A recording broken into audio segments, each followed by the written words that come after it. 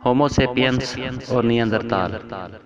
दोस्तों, ये हमारी बिरादरी की ही दो नस्लें थी जो हमारी मुठभेड़ में मारी गईं। इनका डीएनए हम इंसानों से 97% मैच करता था। दोस्तों, इस वक्त हमारे साथ हमारी ही बिरादरी की तीसरी जिन्स, जिसे हम किन्नर, हिजड़ा या ट्रांसजेंडर कहते हैं, हम उसे भी कबूल करने के लिए तैयार नहीं हैं।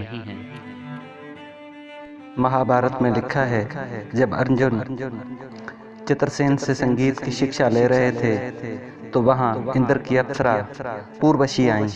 पूर्वशी अर्जुन को देखते ही अर्जुन पर आशिक हो गईं और अर्जुन को अपनी मन की बात बता दी।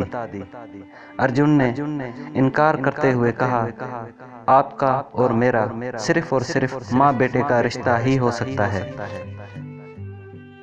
तब पूर्वशी ने गुस्से में अर्जुन को श्राप दिया, किन्नर बन के रहोगे, और ऐसा ही हुआ।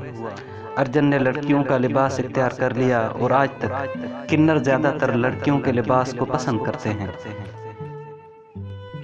बहरहाल जो भी हो, आज तक हम लोगों ने किन्नर समाज को कबूल नहीं किया। मैं आज आपको भारत के शहर कोबिगाम लिए चलता हूँ, जहाँ भगवान रावण के मेले में पूरी दुनिया से किन्नर समाज के लोग शामिल होते हैं। भगवान रावण के मेले में पूरी दुनिया के किन्नर शामिल होते हैं, नाचते गाते हैं, हंसी मजाक, दुल्हन की तरह सजते हैं, संवरते हैं और एक रात के लिए भगवान रावण की पत्नी बनते हैं। सुबह होते ही उनको खबर दी जाती है कि भगवान रावण का इंतकाल हो गया है। जोर जोर से रोते हैं, चूड़ियां तोड़ते हैं, रोते हुए विधवा का लिबास पहनते हैं और वहां से रुखसत हो जाते हैं। ये रस्म कब से चल रही है किसी को कुछ पता नहीं।